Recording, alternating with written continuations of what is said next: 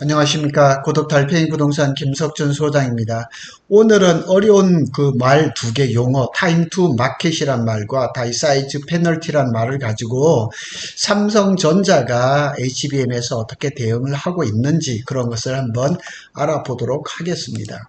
자, 먼저 요 파트의 내용을 한번 설명하고 들어가겠습니다. 기술과 비즈니스 환경이 굉장히 빠르게 발전합니다.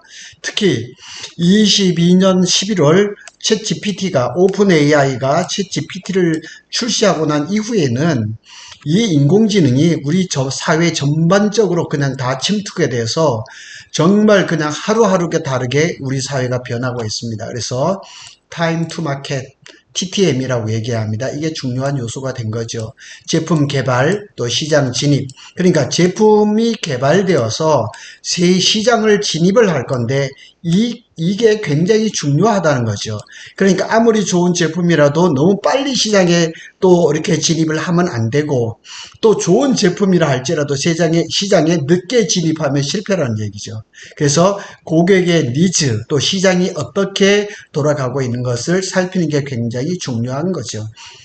결국 삼성전자는 HBM에서 시장 분석에서 실패했다는 얘기죠. 오늘 그런 걸 가지고 한번 살펴보도록 하겠습니다. 자, TTM, Time to 마켓입니다. 그래서 TTM으로 살펴본 HBM, 결국 삼성전자는 물 들어올 때 노를 젓지를 못한 거예요. 오늘 여기에 대해서 좀 얘기를 할 겁니다. 타임 투 마켓, 타임 투 마켓이란 제품이 개발되고 실제로 판매되기까지, 시장에 진입하는 데까지 걸리는 시간을 말합니다. 그래서 이 타임 투 마켓을 잘 응용하고 잘 대비하는 회사가 돈을 버는 거죠. 그래서 오늘 그거에 대해서 그래프 두 개를 볼 건데 한번 보겠습니다. 요 전통적으로 TTM에서 나오는 그래프거든요. 그래프인데 여기 보면 약간의 연두색 녹색이죠. 요게 이제 정상적인 제품이 투입이 되는 거죠. 그리고 이게 출시가 늦은 거예요. 시장을 제대로 파악을 못해서 좋은 제품을 시장을 늦게 진입한 거죠.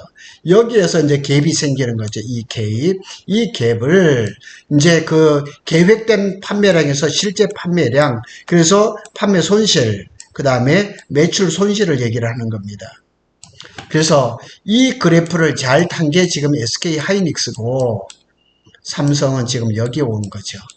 그래서 여기에서 이제 판매 손실이 일어나는 거고 매출 손실이 일어나는 거죠.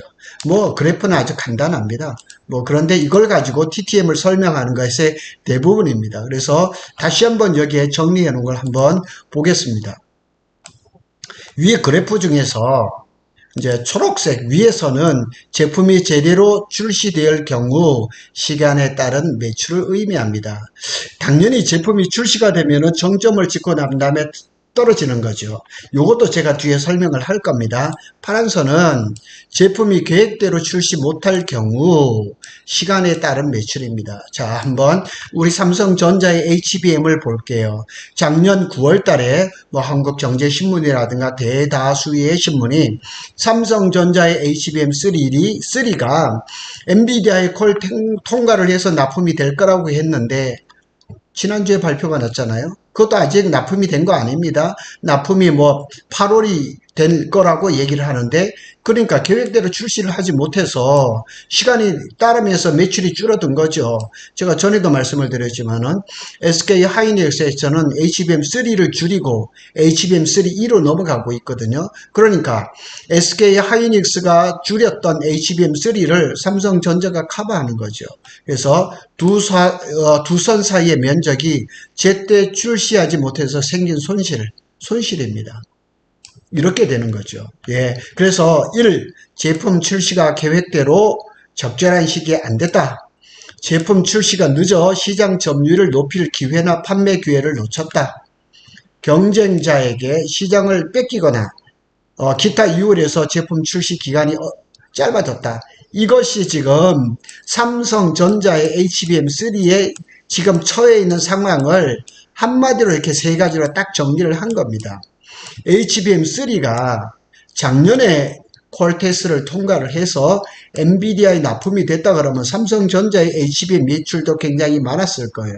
근데 거의 10개월 후에 거의 뭐 따지고 보면 거의 1년 가까이 이 출시 시기가 늦어지니까 그 판매 기회라든가 또 점유율을 가져올 수 있는 이 기회를 다 놓쳐버린 거죠. 이 그래프, 밑에 그래프를 또 한번 보면은 뭐 같은 겁니다. 같은 이거 그래프인데 요 파란 선이 정시에 출시한 것을 얘기를 하는 겁니다. 정시에. 이 정점이 간 거죠. 정점이 가고 내려가는 거죠. 자, 그러면 여기 이 그래프에다 한번 대비를 해보자고요.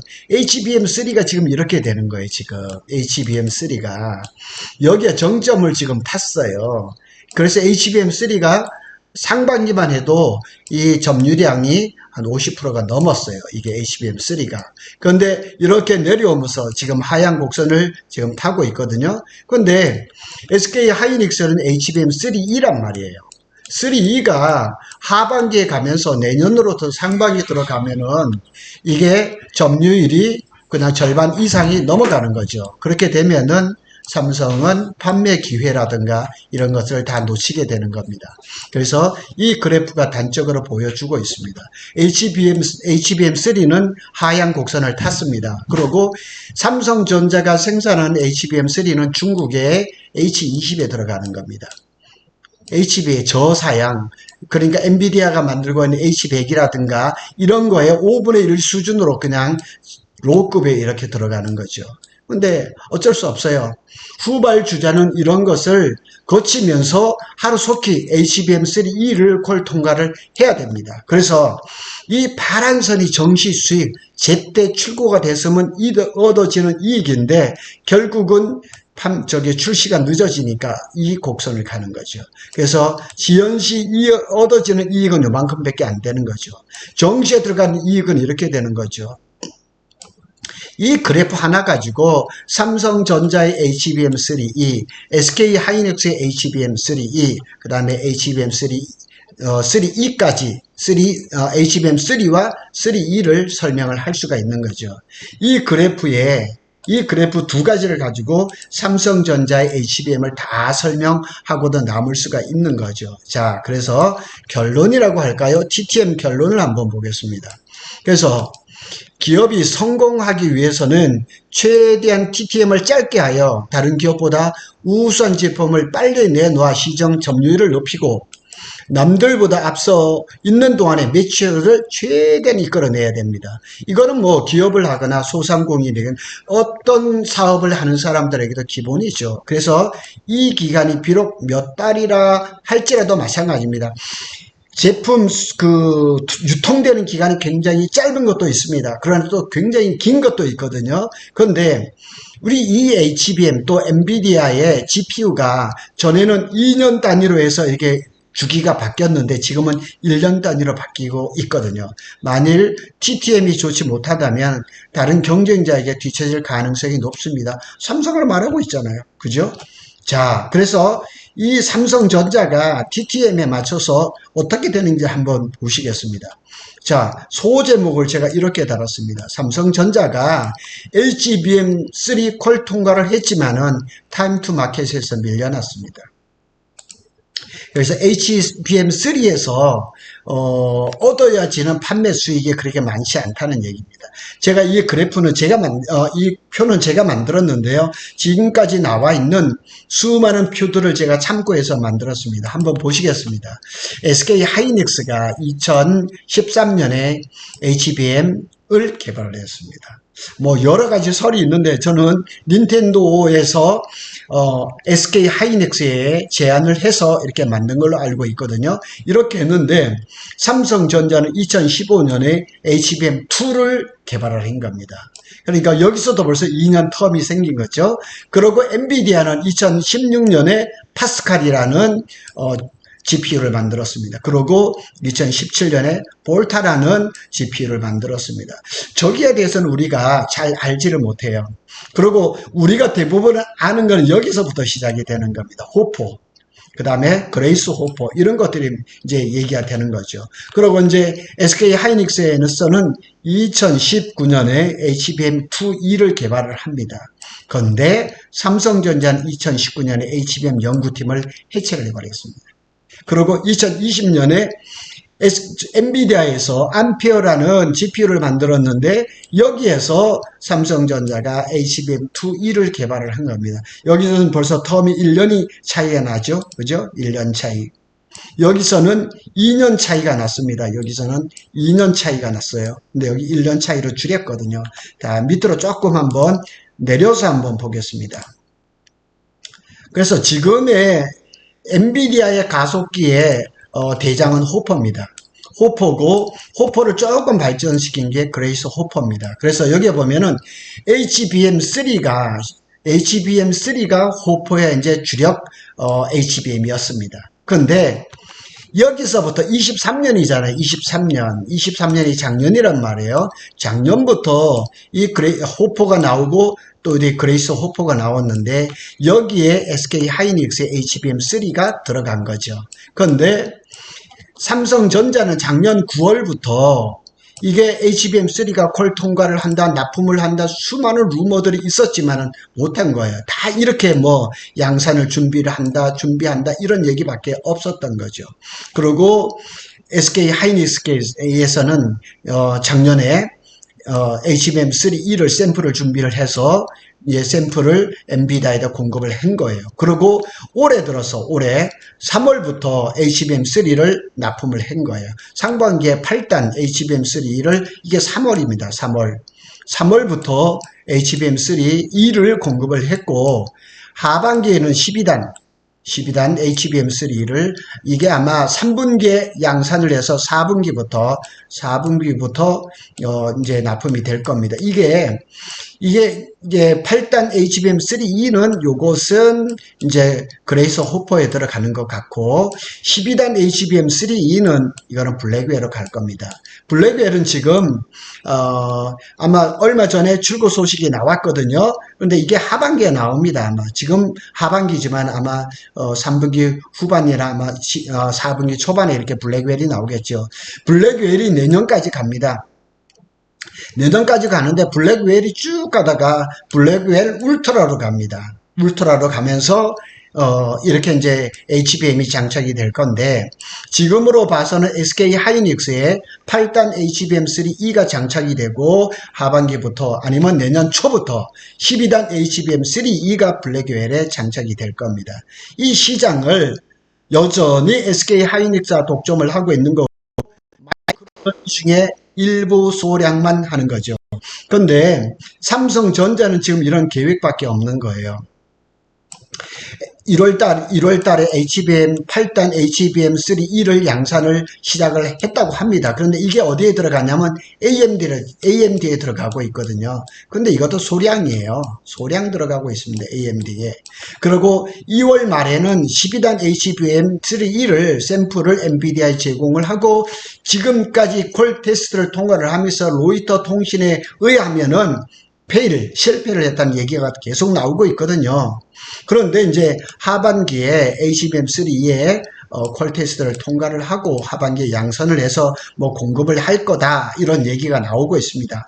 근데 여기서 또 중요한 게 하나가 뭐냐면 연내 SK 하이닉스에서는 6세대 10나노 D램을 생산한다는 거예요. 요 6세대 10나노 D램은 1B를 얘기를 하고 여기에 보면은 26년에 10나노급 D램 이게 아마 지금 개발이 거의 끝나서 내년에 아마 양산이 될 것 같은데 이게 뭐냐면은 10나노예요. 10나노 1C를 얘기를 하는 거죠. 그래서 삼성도 3분기에 6세대 10나노급 12나노를 얘기를 합니다. 1B를 이걸 얘기를 하는 거죠.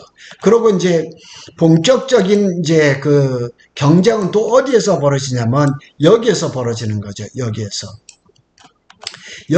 이미 엔비디아에서는 내년도 아니고 후년에 나올 루빈에 대해서도 벌써 얘기를 다 끝낸 거예요. 어떤 형식으로 나올 거다.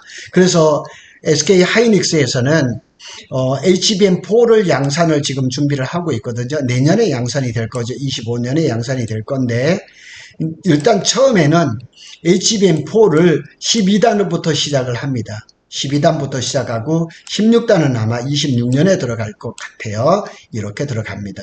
그래서 이 SK 하이닉스하고 한미 반도체하고는 TC 본드를 가지고 이 12단 HBM3E하고 12단 H4까지는 한미 반도체 TC 본드를 그대로 쓰는 것 같고 12단 HBM4에는 하이브리드 본드를 쓰지는 않는 것 같아요. 그래서 아마 이 정도 아니면은 16단 HBM까지 여기 HBM4E가 아니라 16단 HBM4가 나올 때까지 한미 반도체에 PC 본드를 쓰는 것 같아요. 그래서 삼성전자도 당연히 HBM4를 지금 개발을 서두르고 있죠. 여기에 이제 뭐 그 인터포저라든가 그다음에 그 다이되는 이런 부분들을 지금 이렇게 하고 있는데 삼성전자는 HBM4에서 SK를 역전을 시키겠다는 그 굳은 각오를 하고 있지만은 과연 HBM3E,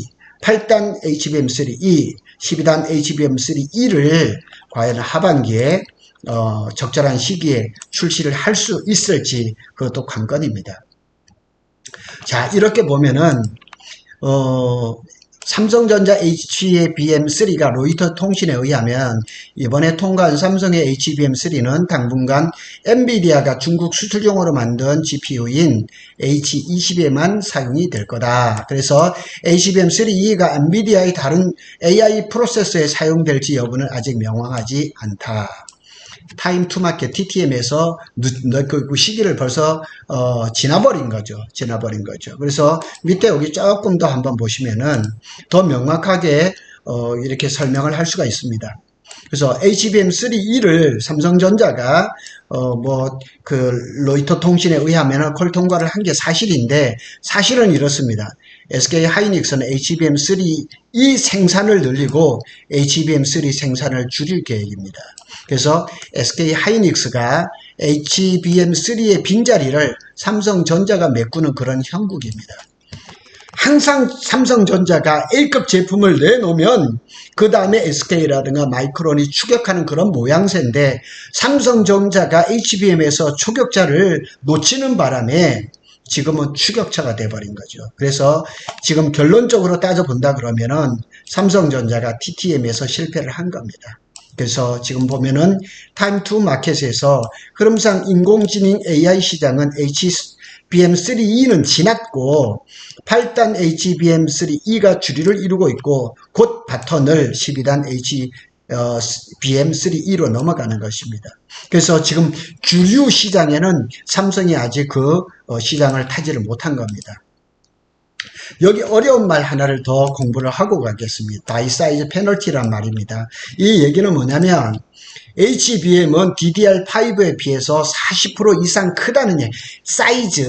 다이 사이즈가 크다는 얘기죠. 여기에 페널티란 말을 쓴 겁니다. DDR5는 DDR4에 비해서 15에서 20% 크다는 얘기죠. 자, 이 밑에 한번 그림을 보도록 하겠습니다. 이 사진을 보겠습니다. 이 사진은 SK 하이닉스 뉴스룸에 나와 있는 사진인데 이게 웨이퍼입니다. 웨이퍼 300mm 웨이퍼를 얘기를 합니다. 300mm 웨이퍼가 있죠. 여기 12인치죠. 12인치 웨이퍼인데 여기 안에 보면 저기 파랗게 보이는 게 넷다이입니다. 반도체 하나의 사이즈를 얘기를 하는 거죠. 여기에 이제 보면은 130mm 제곱미터 100mm 제곱미터가 있습니다. 그러니까 요게 이제 요 사이즈를 얘기를 하는 거예요. 사이즈. 그래서 여기에 보면은 130ml제곱미터의 경우에는 다이 길이가 10mm. 그러니까 요 손톱만한 반도체가 10mm, 10mm를 얘기를 하는 겁니다. 130ml제곱미터 같은 경우는 넷다이 여기 안에 들어가는 개수가 543개가 들어가는 거예요. 그런데 10ml제곱미터, 10ml에 가면 폭이 이렇게 되면은 706개가 나오는 거죠. 그래서 이게 이제 다이 사이즈 넷 페널티라고 얘기를 하는 겁니다. 그래서 이 반도체 요 작은 하나, 요 넷다이 하나를 작게 하면 할수록 이제 반도체가 생산되는 개수가 많으니까 더 많은 그 반도체 판매량을 할 수가 있겠죠. 그런데 여기를 이렇게 잘 살펴보면은 다이 사이즈 페널티를 얘기를 제가 정리를 해놨습니다.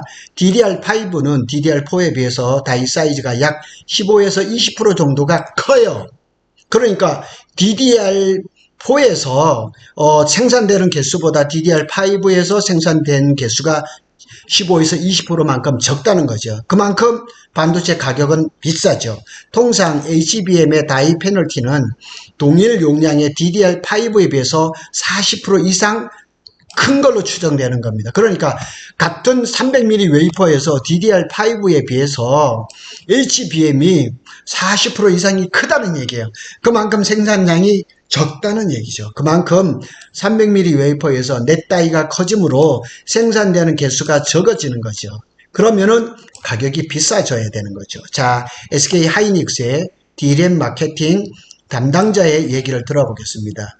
HBM의 다이 사이즈 페널티와 낮은 생산성을 고려하면은 투자가 증가하더라도 비트 증가는 제한적이다. 이 얘기는 뭐냐면 300mm 웨이퍼는 똑같아요. 그런데 다이 사이즈가 크니까 생산 숫자가 줄어들죠. 그런데다가 또 여기는 뭐 수율이 낮아요. 사이즈는 커진 데에다가 또 수율이 적어지다 보니까 300mm에서 생산되는 그 반도체 HBM의 반도체 숫자가 적어지는 거죠. 그러다니까 제한적 생산 증가는 HBM의 세대가 업그레이드 될수록 증가될 것이라는 거죠. 그러니까 이렇게도 얘기할 수가 있는 거죠. HBM3보다 HBM3E가 더 힘드니까 다이 사이즈가 아마 더 커지겠죠. 그러면은 생산되는 수량은 더 적어지겠죠. 수율은 더 까다로워지니까 생산량이 점점 더 적어지겠죠. 그래서 HBM은 얇은 D램을 수직으로 쌓아 올리는 방식으로 만들기 때문에 일반 D램에 비해서 수율이 낮다. 그래서 이 일반적인 D램이 한 0.5mm 정도 되는 실리콘 위에 만들어졌거든요. 근데 그거를 8개, 12개, 16개 쌓아야 되니까 두껍잖아요. 제가 전에 말씀드린 것처럼 일본의 디스코에서 장비를 가지고 그라인딩해서 갈아냅니다. 최대한 얇게 해서 0.5mm 걸 작게 해가지고 그것을 8단, 12단, 16단으로 만드는 거죠. 그러니까 수율이 낮을 수밖에 없어요. 자, 실리콘 관통의 TSV라고 합니다. 공정 수율 증가 등을 위해서 다이 사이즈가 커져야 하므로 넷 다이 웨이퍼당 생산 가능한 칩수도 감소하는 겁니다. 자, 오늘은 그 삼성전자에 대해서 두 가지로 한번 살펴봤거든요. 타임 투 마켓 이거에 대해서 한번 살펴봤습니다. 삼성전자가 제때 HBM 시장에 진입을 하지 못함으로 해서 이 HBM3 같은 경우 시장이 지금 저물고 있거든요. 그렇다고 해서 HBM3 이 시장이 지금 열리고 있는데 엔비디아의 퀄통과를 못하니까 이것조차도 시장을 제대로 올라탈 수가 없는 거죠. 그런데다가 또 이렇게 넷 다이 사이즈 페널티까지 이렇게 적용이 되다 보니까 점점 어려운 시기를 겪고 있다는 얘기죠. 그래서 요 그림은 이제 삼성전자 P4의 그 배치도이면서 클린룸에 들어가는 일정을 제가 해놨는데 자꾸 바뀝니다. 자꾸 바뀌어서 전에 뭐라 했던 거 가지고 자꾸 뭐라 하지 마세요. 제가 바뀌는 대로 해서 계속 올릴 거니까 이거를 참고해 주시면 감사하겠습니다. 오늘은 삼성전자가 TTM 그러니까 제품을 적당한 시점에 출시를 못해서 판매되는 기회를 놓치고 또 많은 판매 손실을 가져오고 이런 일들이 앞으로 이 3분기, 4분기에 완전히 해소가 될 수 있을는지 어려운 말이지만은 우리가 간단하게 설명할 수 있는 것을 배워봤습니다. 구독 달팽이는 SK 하이닉스와 삼성전자의 반도체 소식과 관련된 부동산 소식을 발빠르게 전하겠습니다. 많은 구독과 좋아요는 달팽이 부동산에 큰 힘이 됩니다. 감사합니다.